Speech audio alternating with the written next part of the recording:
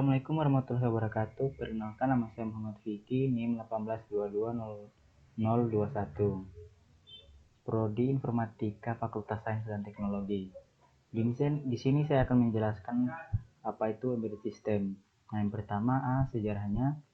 Sistem embedded modern yang pertama dikenali adalah Apollo Guidance Computer. Nah, dikembangkan oleh Charles Draper di MIT, Instrumentasi Laboratorium, awal tahun 1960-an. Apollo Guidance Computer atau disingkat dengan AGC adalah onboard digital komputer papan komputer digital diinstal di setiap spacecraft program Apollo, baik komponen modul atau CM dan lunar modul LM. Disediakan onboard computation untuk mendukung spacecraft guidance, navigasi, dan kontrol. Apollo 5 komputer adalah yang pertama menggunakan integrated circuit atau yang disingkat IC.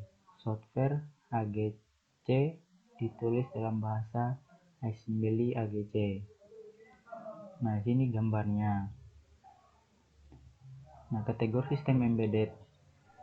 Yang pertama, mandiri, standalone atau perangkat standalone, dapat berfungsi secara independen dari perangkat keras lainnya, tidak terintegritas ke dalam perangkat lain. Contoh, kotak TiVo atau TiVo untuk merekam siaran televisi, sedangkan DVR digital video record merupakan sistem embedded yang terintegrasi dengan DVD player.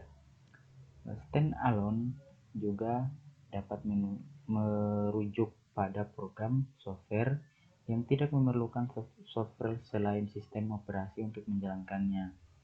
2. Real-time. Sistem embedded dengan tugas-tugas spesifik yang dilakukan dalam periode waktu spesifik disebut dengan sistem real-time.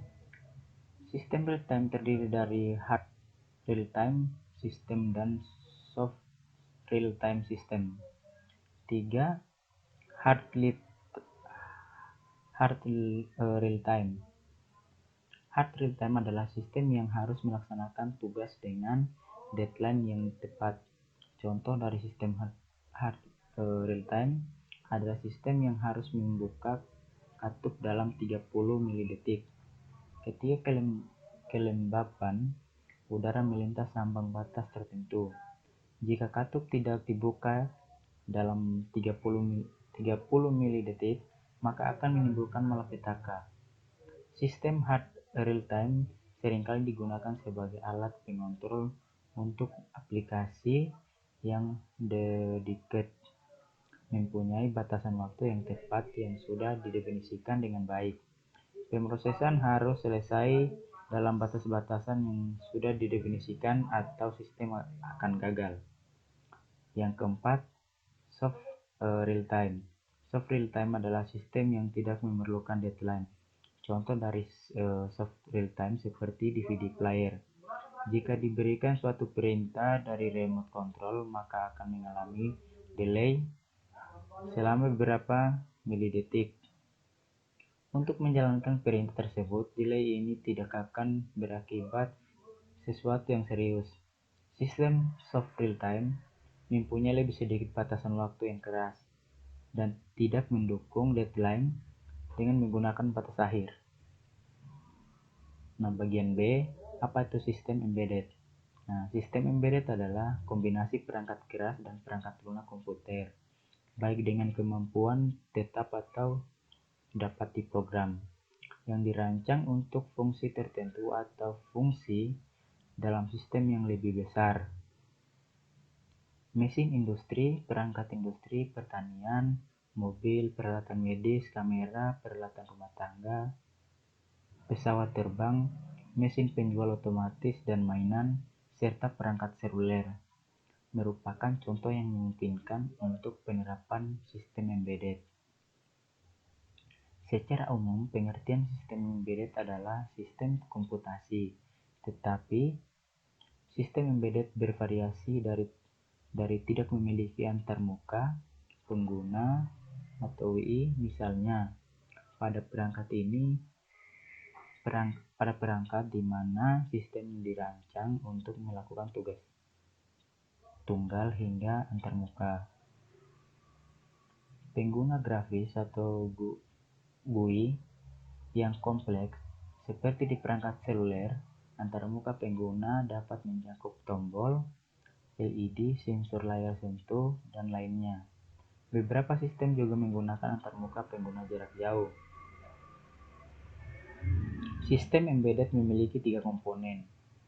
Yang pertama memiliki hardware, yang kedua memiliki software dan firmware, yang ketiga memiliki sistem operasi waktu nyata atau real time operating system atau RTOS yang mengawasi perangkat lunak aplikasi dan menyediakan mekanisme untuk membiarkan prosesor menjalankan proses sesuai penjadwalan dengan mengikuti rencana untuk mengontrol latensi. RTOS mendefinisikan cara sistem bekerja. RTOS menetapkan aturan selama pelaksanaan program aplikasi. Sistem embedded secara skala kecil mungkin tidak memiliki RTOS. Jadi kita dapat mendefinisikan sistem embedded sebagai sistem berbasis microcontroller berbasis perangkat lunak andal sistem kontrol waktu nyata. Nah, di sini ada struktur dasar sistem embedded. Nah, bisa lihat sendiri gambarannya. Nah, yang pertama ada sensor. Alat ini mengukur kuantitas fisik dan mengubahnya menjadi sinyal listrik yang dapat dibaca oleh pengamat atau oleh instrumen elektronik seperti convert A2D. Sensor menyimpan jumlah yang diukur ke memori. Nah, yang kedua ada AD converted analog ke digital, mengubah sinyal analog yang dikirim oleh sensor menjadi sinyal digital. Yang ketiga prosesor dan ASICs. Prosesor memproses data untuk mengukur output dan menyimpannya ke memori. DA convert digital ke analog, mengubah data digital yang diumpankan oleh prosesor ke data analog. Aktuator membandingkan.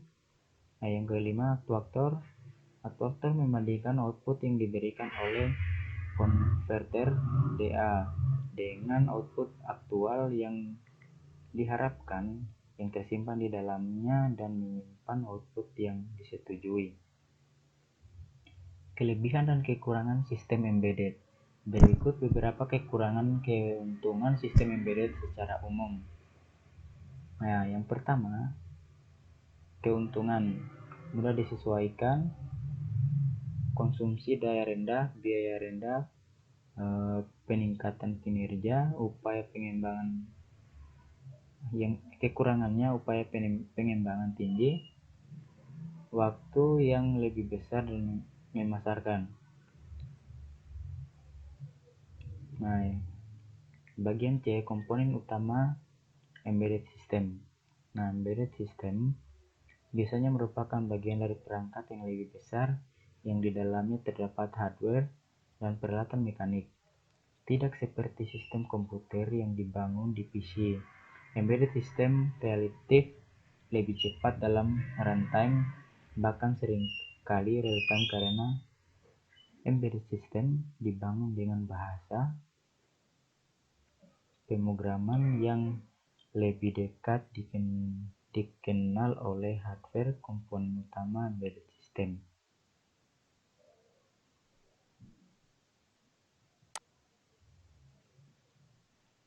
Nah, embedded system memiliki 3 komponen utama, yaitu hardware, software, dan real-time operating system. Nah, di hardware ada power supply, prosesor, memori, timers, serial communication port, output circuits, sistem application specific circuits. Nah, yang kedua, software. Embedded system memiliki software yang ditulis dalam bahasa yang lebih dekat dikenal oleh hardware, misalnya assembly, C dan C++ atau Java. Yang ketiga, real-time operating system (RTOS) membawahi software dan menyediakan mekanisme agar prosesor dapat menjalankan proses sesuai jadwal dan melakukan switching dari satu proses tugas ke prosesor lain. Contoh RTOS, VxWorks, OS9, RT Linux, dan Symbian.